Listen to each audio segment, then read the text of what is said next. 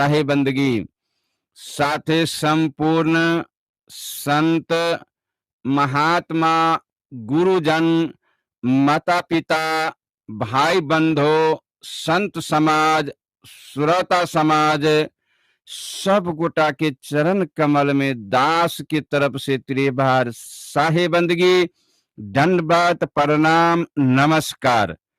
प्रिय श्रोता समाज, अखन रेडियो जनकपुर 97 मेगाहर्ट्ज पर उपस्थित भ चुकल छी अपने सबके सेवा के लागी में, जेकर सपोर्ट रेडियो जनकपुर 97 मेगाहर्ट्ज के द्वारा हम अपने सबके घर परिवार में भारिया के रूप में घर घर पहुंच पावे छी। प्रिय श्रोता समाज, त्या द्वारे रेडियो जनकपुर 97 मेगाहर्ट्ज संपूर्ण परिवार के बहुत बहुत धन्यवाद और साधुवाद। तहिना कबीर सदविचार महामंडल नेपाल, केंद्रीय कार्यालय कबीर धाम कनकपट्टी यानी जनकपुर धाम उप महानगर पालिका 17 ट्रस्ट के द्वारा हम स्वर्गीय महात्मा राजेंद्र दास राष्ट्रीय अध्यक्ष अपने सबके सेवा में रेडियो जनकपुर 97 मेगाहर्ट्ज पर उपस्थित भ चुकल छी। प्रिय श्रोता समाज, आब अपनहु सब बिना विलम्ब के अपन अपन स्रोत साधन के द्वारा रेडियो जनकपुर 97 मेगाहर्ट्ज पर उपस्थित भेल जाओ। प्रिय श्रोता समाज, जे प्रत्येक दिन हम सब कार्यक्रम लक जे उपस्थित होइ छी अपने सबके सेवा में, ते कार्यक्रम के नामे होइ छै सत्य बराबर तप नहीं, झूठ बराबर पाप, आ जाका हृदय साँच है ताका प्रभु आप। यानी कार्यक्रम के नाम छै सत्य बराबर तप नहीं। प्रिय श्रोता समाज,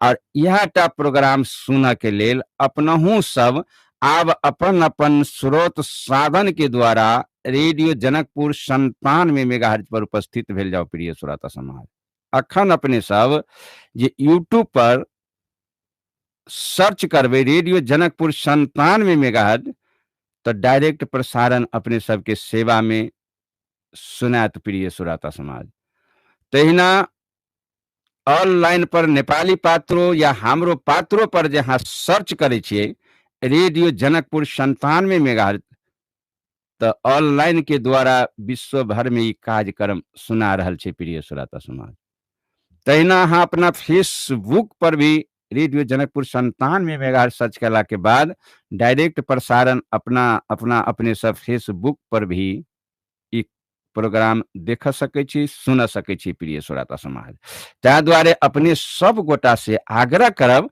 कि रेडियो जनकपुर 97 मेगाहर्ट्ज के एक लाइक और शेयर सब्सक्राइब करना अपने सब नहीं भूलब, आ कमेंट में जरूर लिखू, कमेंट भी लिखू अपने सब, जे जाकि अपने सबके विचार जे पुष्टि भक हम फिर दोबारा रिपीट कर पाब। प्रिय श्रोता समाज, त्या द्वारे एक लाइक करनाई अपने सबके अनिवार्य हेते। रेडियो जनकपुर 97 मेगाहर्ट्ज के साख के अगाड़ी बढ़ावा के लिए अपने सबके आवश्यकता छे। प्रिय श्रोता समाज, त्या द्वारे आब अपनहु सब बिना विलम्ब के जे स्रोत साधन अपने सबके साथ में उपलब्ध है, वही ठाम से अपने सब इस सेवा प्राप्त कर सके छी। प्रिय श्रोता समाज, तो आग्रह करब जे प्रत्येक दिन जे अपने सभी कार्यक्रम के सुने छिए, तो सुन का और अपनो अपना परिवार में और समाज में व्यापक रूप से यदि सत्य बात है तो धारण करू, आ झूठ बात है तो छोड़ दियो। प्रिय श्रोता समाज, निर्णय है अही श्रोता समाज के हाथ में। जहाँ के नीक बात लागल तो सेवन करू, परिवार में लागू करू, आ खराब बात जे छै में तो इनका छोड़ दिया करियो। ये निर्णय अपने सबके हाथ में है। प्रिय श्रोता समाज, आ द्वारे कि निर्णय के बिना कोनो काम अपने सब नहीं करू। जे निर्णय लू पहले, जे काम अगाड़ी कर से, किनको बात के सुन से, या चाहे अहाँ धर्म कर से, चाहे यहाँ दान पुण्य कर से, जे काज जहाँ कर लागे छी, वैसे पहले अहाँ विचार कर निर्णय करू जे हमरा लेली नीक बात छै कि नहीं छै। आ विचार जे करबै तो सारा बात अपने सबके याद चल आत। ताहि दुआरे मानव के, मनुष्य के चाही प्रिय श्रोता समाज विचार करे के लिए। विचार जे है से एकटा महत्वपूर्ण विचार जे एकटा महान बनावे छै मानव के, ताहि दुआरे विचार करनाइ नहीं बिसरू। आ हुंडे फुंडे हवा के ताल में हम सब नहीं दौड़ी प्रिय श्रोता समाज। यह करैत करैत हमरा सबके हवा के ताल में जे अखन तक ल समय बीत गेल आ हाथ में आयल कुछ नहीं। न तो घर परिवार के दुख भागल, न तो हमरा सबके शांति समृद्धि भेल, आ न तो भगवान के दर्शन भेल। हवरे के ताल में हम सब भगवान खोजे के शुरुआत के लिए प्रिय श्रोता समाज।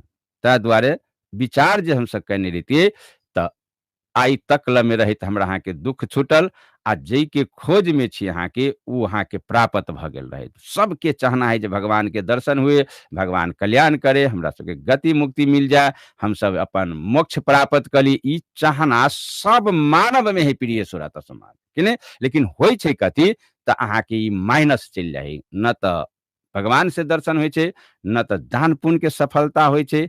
आ जई चीज के खोज में लागल छी हम सब बौआ जाय छी प्रिय श्रोता समाज, रास्ता भटक जाय छी मार्ग।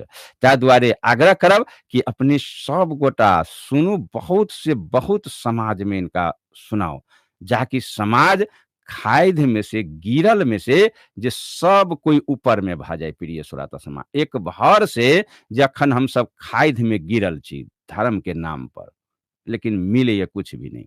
ताहि दुआरे जे खाइध में से ऊपर हो के कोशिश करू, एक कदम आगाड़ी बढ़ू अहाँ, आ तब देखियो अहाँ के जे विचार कतेकटा के पुष्ट होते प्रिय श्रोता समाज। तो आई हम अपने सबके विषय में जे सेवा के जोड़ रहल छी, जे याद होत अपने सबके प्रिय श्रोता समाज, नए नए रेडियो पर प्रसारण भेल रहे, तो ई विषय के लिए हम प्रशिक्षण कैने। लेकिन आई हमरा अपने सबके जानकारी देव जे भगवान के नाम पर जे दोरहा लगबै छी हम सब,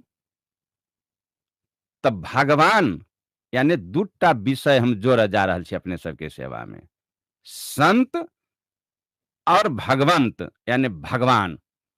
संत के पक्ष आ भगवान के पक्ष में ई दुनू पक्ष जे है से कौन से बलियो है प्रिय श्रोता समाज।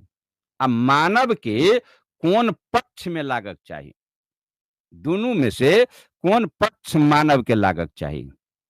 दूटा पक्ष रखे छी हम, एकटा पक्ष है भगवान के पक्ष, आ एकटा पक्ष हो यहाँ के संत के पक्ष। तो संत में आ भगवंत में ई दुनू के पक्ष जे छै जे खास करके कौन बलियो होती प्रिय श्रोता समाज, आ कौन पक्ष में लगला से मानव के कल्याण होते। आ ई दूटा धार के जे अपने सबके सेवा में हम राखब, जे दुनू पक्ष में से कौन पक्ष बलियो है, यानी मानव के कौन पक्ष में लागक चाहिए, तो भगवान के पक्ष में लागक चाहिए आ कि संत के पक्ष में लागक चाहिए। संत की करे छे आ भगवान की करे छे यहाँ के प्रिय श्रोता समाज। तो आई हम सब अही विषय पर जे जोड़ का अपने सबके सेवा में ई प्रसंग के शुरुआत